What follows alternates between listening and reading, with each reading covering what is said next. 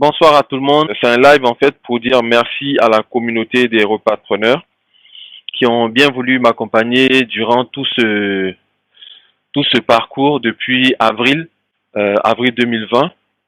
Donc pour vous situer un peu la petite histoire pour ceux qui peut-être ne me connaissent pas, qui me voient pour la première fois, moi c'est Niepa Joël Anani. Je me définis comme un repreneur, sinon comme un multi-entrepreneur. C'est-à-dire quelqu'un qui essaie tant bien que mal de détecter des opportunités et d'en faire des idées de business pour lui-même ou pour d'autres personnes. Voilà. Et donc je fais ça depuis 2012, depuis l'Angleterre où je vivais à l'époque, et j'ai continué ça quand je suis rentré en France et j'entreprends en Côte d'Ivoire. Voilà. Donc je suis ivoirien, j'entreprends en Côte d'Ivoire depuis l'Angleterre, puis depuis la France. Donc du coup, euh, j'avais pour projet de lancer une chaîne YouTube parce que j'étais admiratif de ces personnes qui acceptaient de partager leur savoir, leurs opportunités, leurs idées de business, leurs astuces à travers une chaîne YouTube, mais je ne savais pas vraiment comment commencer. Voilà, donc j'avais comme tout le monde mon petit projet dans mon carnet et puis c'était mis de côté et puis j'allais en Afrique, en Côte d'Ivoire pour mes activités et puis je revenais, je faisais des allers-retours. Et puis vient le confinement. Donc vous connaissez l'histoire, Covid-19 qui a terrassé toutes les nations. Et donc vient le confinement en France où on n'a pas l'autorisation, en tout cas on ne peut sortir sans autorisation. Enfin, je vais pas vous refaire l'histoire, vous connaissez. Et donc enfermé chez moi, je cherche à, à m'occuper, à utiliser mon temps de façon productive, à capitaliser sur mon temps libre que soudainement je venais d'avoir comme cadeau, même si c'était pas vraiment un cadeau lorsque nous étions en plein dedans. Je décide de créer une chaîne YouTube. Alors l'idée de la chaîne YouTube au départ, c'était vraiment de partager des idées de business, de parler de ce que je fais, de parler également de mes erreurs et de permettre à des personnes de pouvoir tirer le maximum de ces vidéos-là en termes d'astuces, en termes d'idées de business, en termes de bonnes adresses et réutiliser ça pour leur propre bien afin qu'ils puissent, afin que ces personnes-là puissent investir, commencer à investir, mieux investir. Voilà. Et donc, c'est comme ça que je me retrouve à créer la chaîne YouTube. Je me rappelle encore mes premiers abonnés. Je me réveillais le matin, je regardais le nombre d'abonnés que j'avais. Je me couchais, je regardais le nombre d'abonnés que j'avais. Et je voyais vraiment ces abonnés-là grandir petit à petit. Donc, parallèlement, j'essayais d'améliorer la qualité des vidéos et parce que je sais que ça joue une grande ça joue une grande part donc dans l'agrandissement d'une chaîne YouTube et dans son évolution. Donc j'essaie de rajouter du matériel, j'essaie de m'équiper, j'essaie de travailler sur le son et l'image. D'ailleurs, si vous allez sur ma chaîne YouTube, vous pouvez voir les anciennes vidéos depuis avril, mai, juin jusqu'à maintenant et éventuellement vous pouvez constater l'amélioration qu'il y a eu et je suis assez fier de ces vidéos-là. Voilà pourquoi je les conserve. Il y a des youtubeurs qui suppriment leurs anciennes vidéos. Moi, je les conserve parce que je veux vraiment que les gens voient que voilà, il y a eu une amélioration depuis le youtubeur amateur qui essayait de donner des conseils à travers une chaîne YouTube jusqu'au youtubeur ou à la personne qui s'est mis pro donc qui essaie de donner du contenu de valeur et de meilleure qualité à une certaine communauté. Voilà, donc c'est la communauté des repreneurs que moi j'appelle les repreneurs. Le repreneuriat, c'est simple, c'est rentrer dans son pays d'origine pour investir. J'ai pas créé le concept, ça se fait depuis des années, des décennies. C'est une très bonne chose qui est déjà en place. Moi, j'ai juste voulu donner un nom. Sinon, j'ai juste voulu appeler ma communauté les repreneurs, donc des repatriés pour entreprendre. Des gens qui décident, par exemple, quelqu'un qui vient en Suède pourrait investir en Suède, mais décide de rentrer, donc de faire cet investissement-là dans son pays d'origine, plus particulièrement l'Afrique. Voilà. Donc, je lance la chaîne YouTube et au départ, franchement, je n'y croyais pas. Je ne pensais pas que des personnes pouvaient avoir un intérêt à écouter quelqu'un parler de ses activités, puisque clairement, c'est de ça qu'il s'agit. Je parle de mes activités et j'essaie de faire en sorte que vous puissiez tirer le meilleur de mes erreurs pour pouvoir capitaliser sur votre propre business. Donc, c'était l'idée. Et puis très rapidement, je me suis rendu compte qu'il y avait un vrai besoin pour ce genre de chaîne YouTube, spécialement dédiée à la Côte d'Ivoire, parce qu'on sait que le sujet il est bien utilisé. Il est utilisé. Il y a beaucoup de chaînes YouTube qui sont spécialisées dans l'entrepreneuriat en Afrique. Les Camerounais ont pris une grande avance là-dessus.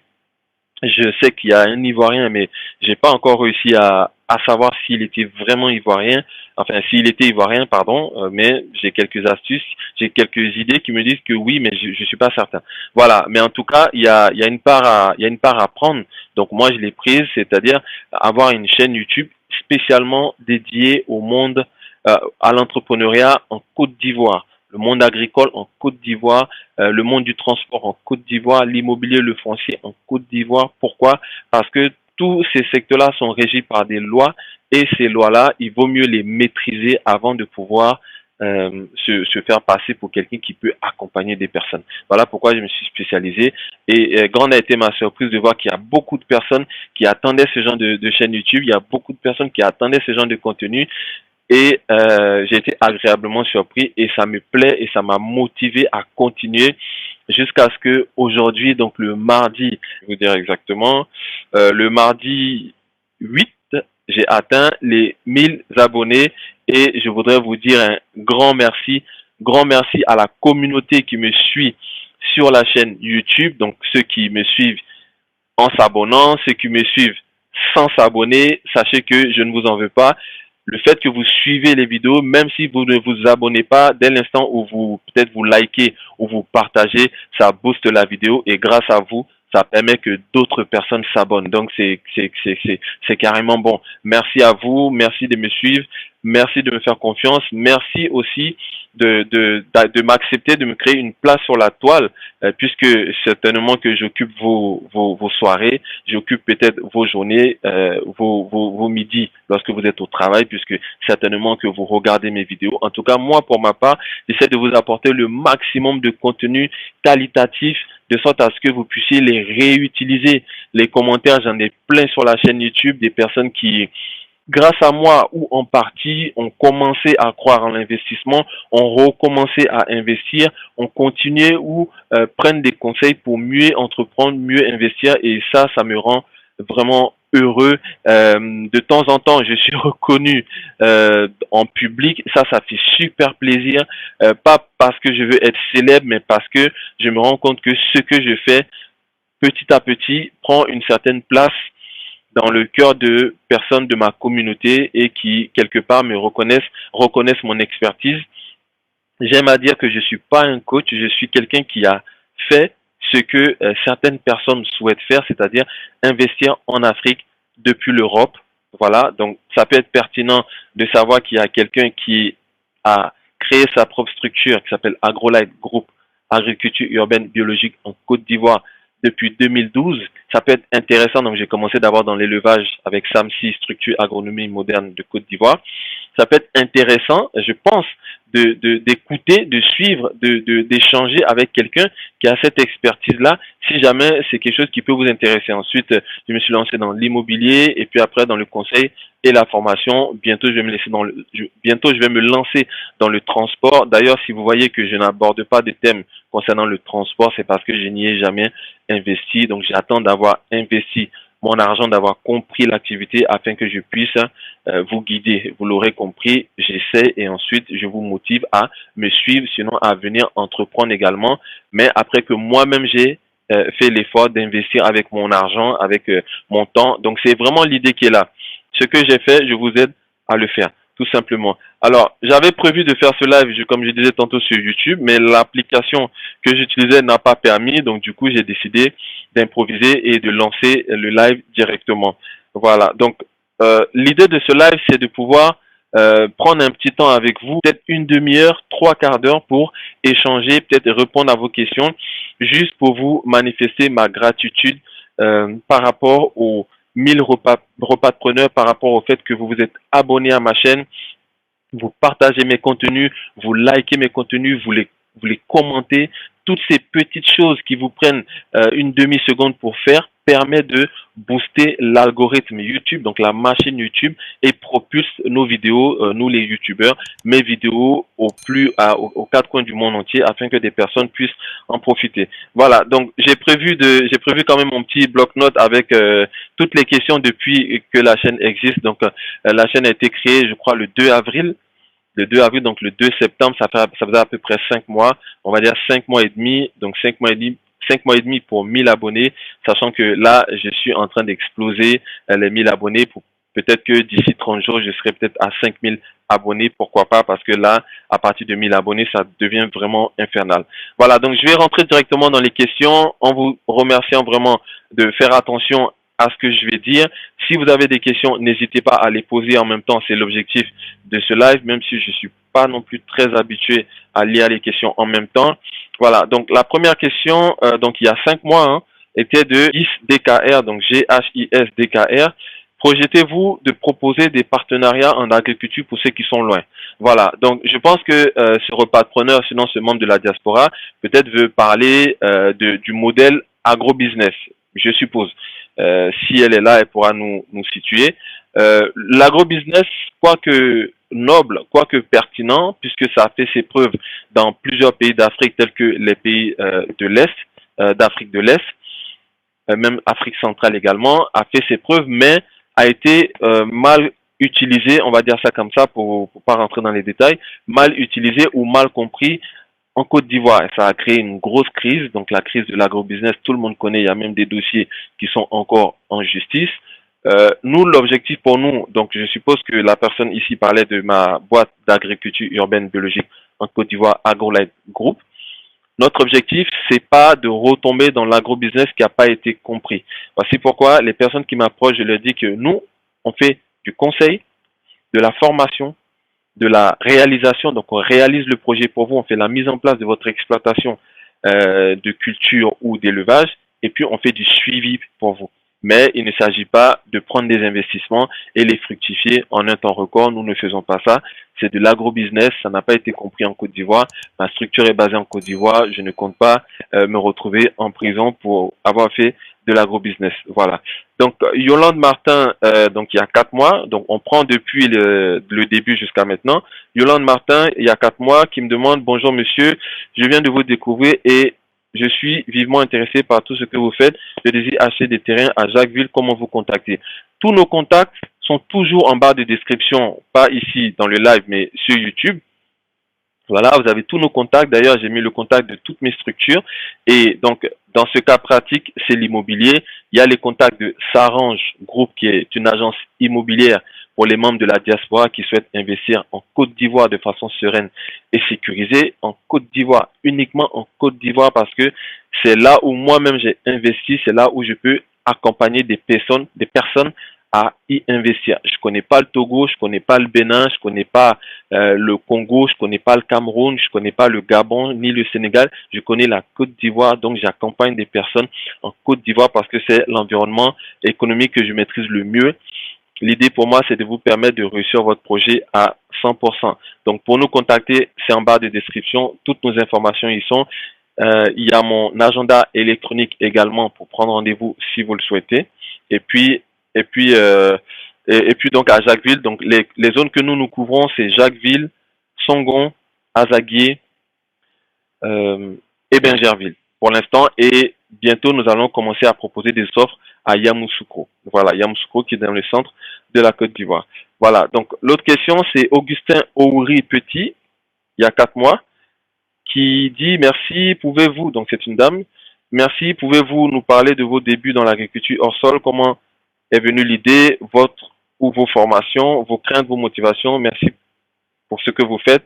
Bien à vous. Bon, c'est une question assez vague. Donc moi, en 2012, je suis en Angleterre. Je commence à investir dans une structure qui s'appelle SAMSI, structure d'agronomie moderne de Côte d'Ivoire, qui devient par la suite AgroLight Group. Donc je me lance d'abord dans l'élevage de poulets de chair.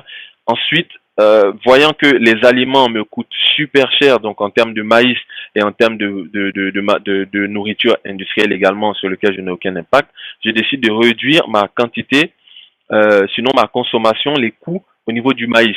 Donc, je me lance en même temps parallèlement dans 4 hectares, puisqu'on faisait venir le maïs depuis Divo, pour ceux qui connaissent la Côte d'Ivoire. Depuis Divo, ça me revenait très cher. Donc, je décide de faire un champ de maïs de sorte à ce que je puisse alimenter mes poulets avec. Parallèlement, j'ouvre un moulin pour transformer mes aliments, mais également pour transformer les aliments d'autres éleveurs qui étaient dans la zone où je me trouvais, qui était la zone de Gonzac. Donc à Modeste exactement, entre Gonzac et Bassam. Voilà, donc c'est comme ça que je bascule dans l'agriculture et puis je prends goût. Ensuite, je fais du piment, du poivron, du maïs, du riz. Je me lance dans l'agriculture rurale. Et puis pour des contraintes de main-d'œuvre, des contraintes d'espace trop grand, des contraintes de fertilité, je me retrouve à me replier vers l'agriculture urbaine qui se passe en ville à travers le hors-sol, mais également la permaculture. Voilà, donc mes craintes et mes motivations, c'était de pouvoir créer une agriculture, une source de production animale et végétale à Abidjan et employer les jeunes qui sont issus du milieu urbain et qui sont souvent oisifs. Donc notre jardin est à Angré-Château-Fin-Goudron. Il y a une vidéo sur la chaîne YouTube où je vous fais visiter un peu le jardin. Allez la voir. Alors, il y a Cédio78 il y a 4 mois qui merci beaucoup pour ses conseils. Comment savoir à l'entretien d'embauche comment a fait d'embauche qu'on a fait bon d'accord. En fait, j'avais fait une vidéo sur les 10 types de personnes à ne surtout pas employer en Côte d'Ivoire, en Afrique, quand on se lance dans un business. Donc justement, C278 me dit comment faire pour savoir qu'on a affaire à ces 10 personnes-là. On ne peut pas. On est obligé de poser certaines questions techniques pour voir un peu la personnalité de la personne. On peut détecter si c'est une personne qui cache des informations. On peut détecter par le body language si c'est une personne qui va être sur la défensive, qui a des choses à cacher, qui cherche ses réponses, qui est menteuse. On peut commencer à détecter ces choses-là, mais il n'y a que la période d'essai qui peut être décisive pour savoir à quel genre d'employé on a. Même encore la période d'essai, des fois, 1 an après, 2 ans après, on se rend compte que c'était pas ça. Donc, en fait, ça va être au feeling, ça va être à l'habitude. Quand on a l'habitude de recruter, on arrive à facilement détecter certains potentiels, certains profils, et ça vous permet de vous situer en fait. Mais c'est pas une science exacte. Il y a des personnes qu'on retient à un entretien et on se rend compte que c'est pas les bonnes personnes. Voilà pourquoi en général on va rappeler la deuxième personne, la troisième personne sur la liste pour lui offrir le job. Voilà, donc il y a Dro Élysée il y a 4 mois. Dro Élysée, pour la petite histoire, c'est quelqu'un qui a pris du coaching pendant le confinement et qui aujourd'hui est installé à son compte. Sa ferme s'appelle la ferme de Ananiel. J'ai fait un post là-dessus. Il est actuellement en train de vendre ses poulets. Allez sur ma page Astuces du pays Facebook. Le post y est. Il y a des numéros. Appelez. Il a besoin de nous. J'aime à croire que ça serait bien que les repreneurs on puisse créer de la richesse à l'intérieur pour nous-mêmes et que l'argent ne puisse pas en sortir. Voilà, c'est l'un de mes souhaits, c'est l'un de mes rêves. Peut-être que c'est possible. Voilà, donc il a pris du coaching, il s'est installé, il produit actuellement du poulet sans avoir mis pied en Côte d'Ivoire à travers mon coaching Astuces du pays. Il est en train de vendre sa deuxième bande. Il a besoin de vous pour vider son bâtiment afin qu'il puisse reprendre derrière. Voilà, donc encore Dro Élysée, merci encore une fois. Donc il y a 4 mois. Ensuite, Allen Wawa, toujours il y a 4 mois. Il y a beaucoup de choses qui sont passées il y a 4 mois. Donc ça veut dire qu'il y a 4 mois, ça veut dire que c'était le mois après mes débuts. Voilà. Bonjour, s'il vous plaît, pourriez-vous me détailler le process d'acquisition de l'ACD? Merci d'avance. Alors, cher Allen Wawa, le process de l'ACD, écris-moi par email ou sur WhatsApp, je vais t'envoyer directement, ou alors tu vas sur le site de MCLAU, ministère de la construction, du logement et de l'assainissement urbain en Côte d'Ivoire. Tout en bas à droite, tu as plusieurs PDF qui te permettent tu as plusieurs PDF téléchargeables tels que le Grand Abidjan et tu as la procédure pour l'ACF avec tous les parcours que votre dossier fait pour être délivré. Donc, on commence par le guichet unique et on termine par le guichet unique. J'ai fait une vidéo spécialement ACD DICO, ADP DICO, donc qui est une rubrique où je démystifie certains thèmes du foncier et de l'immobilier et de l'élevage aussi. Tu vas dessus et tu verras un peu les différents parcours. Voilà. Ensuite, cuisine célibat, il y a 3 mois. Donc 2 mois après que j'ai commencé. Comment acheter un terrain à Abidjan pour les étrangers non ivoiriens? À un moment donné, le gouvernement ivoirien avait commencé à mettre des choses en place pour protéger le foncier en Côte d'Ivoire. Donc il y avait une certaine réforme qui avait été entreprise pour protéger le foncier en Côte d'Ivoire, de sorte à ce qu'il y ait que des Ivoiriens qui puissent entreprendre et qui puissent acheter des terres. Après, il y a l'Ivoirien d'origine mais qui est français, donc qui a que les documents français, mais qui n'a pas des documents ivoiriens, à ce moment-là, il va produire un acte de naissance. Et dans l'acte de naissance, il y a le nom du père et le nom de la mère, la nationalité du père et la nationalité de la mère. Donc à ce moment-là, c'est possible. Voilà pourquoi lorsque on vous demande, lorsque vous nous confiez un dossier d'ACD, on va vous demander si vous n'avez pas une pièce ivoirienne, il faut fournir un acte de naissance. Après, est-ce que si cet acte de naissance prouve que les parents sont gabonais, sénégalais ou martiniquais, j'ai beaucoup d'Antillais qui veulent investir en Côte d'Ivoire. Je ne sais pas si la réforme est passée, donc écrivez-moi en inbox, je pourrai prendre les renseignements et vous revenir éventuellement. JCG, il y a 3 mois, bonjour, je suis étudiant, première année en France. Est-ce qu'il est possible pour moi de commencer l'agriculture, du moins acheter le terrain déjà, sachant que je vais retourner en Côte d'Ivoire tous les 2 ans avant d'y revenir définitivement après les études? Oui, c'est possible d'acheter une terre, mais il serait préférable, j'en parle dans une de mes vidéos où je vous dis n'achetez pas de forêt. Pour un début, moi je préfère que tu passes d'abord par la location. Je te tutoie parce que je vois, quand je lis, je vois que tu es un jeune frère. Étudiant en première année, donc tu es peut-être même un petit frère. Voilà, je te conseille plutôt de passer par la location. La location te permet de tester la fertilité du sol, tester l'accessibilité au terrain, tester également la main-d'œuvre dans la zone. J'en parle dans une vidéo complète où je vous dis de ne pas acheter votre terrain. Il y a même une autre vidéo 7+1 astuce pour choisir votre terrain agricole. Donc moi, je déconseille toujours, ça n'a pas changé, l'achat de parcelles pour investir. Libre à toi de faire comme tu le sens, mais moi je préfère que tu passes par la location et c'est très très bien si tu comptes aller en Côte d'Ivoire tous les 2 ans, voilà, et puis rentrer définitivement après les études, c'est très bien. C'est ce que les anglophones font. Il faut voir comment les pays anglophones avancent beaucoup parce que les jeunes qui sont allés étudier reviennent pour développer le pays. Voilà.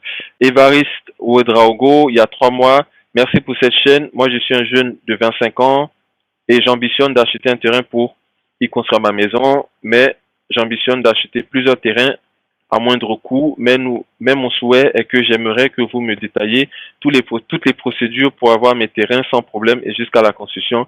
Voici mon numéro WhatsApp. Alors, il y a une chose que je voudrais dire au niveau de la chaîne YouTube, au niveau des questions. Vraiment, lorsque vous envoyez des questions, essayez de considérer que le contenu que nous donnons sur YouTube, c'est du contenu qui est gratuit. Vous voyez, c'est du contenu qui est gratuit. Ça prend pas mal d'énergie pour trouver les sujets.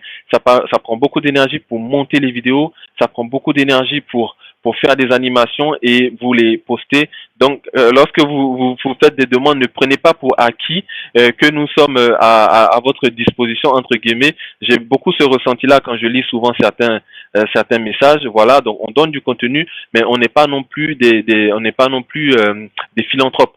Voilà, derrière, il y a un service qui est un service d'accompagnement et de coaching. Et donc, dans ce genre de cas, quand c'est assez complexe comme ça, je t'invite à descendre en bas de description, voir mon agenda et puis te rapprocher de moi pour qu'on ait un tête-à-tête pour bien analyser ton projet afin que tu puisses commencer le mieux possible. Voilà, donc c'est ce que j'aurais à dire à Évariste Ouedraogo. Tu es le bienvenu et si jamais tu reçois cette vidéo, tu la recevras parce que je vais l'encoder et je vais la balancer sur YouTube. Je vais l'envoyer sur YouTube, mais pardon, afin que les personnes aussi qui m'attendaient sur YouTube puissent savoir ce qui s'est passé. Voilà, donc il y a Jean-Noah aussi, il y a 3 mois, qui me dit comment connaître un terrain approuvé. En général, on va parler d'une zone approuvée. Donc on va parler d'un terrain dans une zone approuvée. L'approbation, c'est lorsque on prend une zone, par exemple une forêt, on peut prendre par exemple 4 hectares de forêt, on terrasse la forêt et on fait ce qu'on appelle un lotissement avec un plan de masse où on va proposer ce plan de masse à la construction. Bien sûr, ce plan de masse devra respecter les règles d'urbanisme. Voilà, donc tel nombre de réserves de l'État, tel nombre d'espaces verts, tel nombre de routes, les routes doivent faire telle dimension. Donc ce sont des règles d'urbanisme comme ça que les géomètres ou la structure qui fait le lotissement doit respecter. Elle dépose le document au ministère et le ministère va approuver, va mettre son accord sur le document et donc c'est un arrêté d'approbation. Donc on parle plutôt de dire terrain approuvé, c'est plutôt un terrain dans une zone ou dans un lotissement approuvé. Donc voilà Jean-Noah, si tu veux en savoir plus, je reste disponible.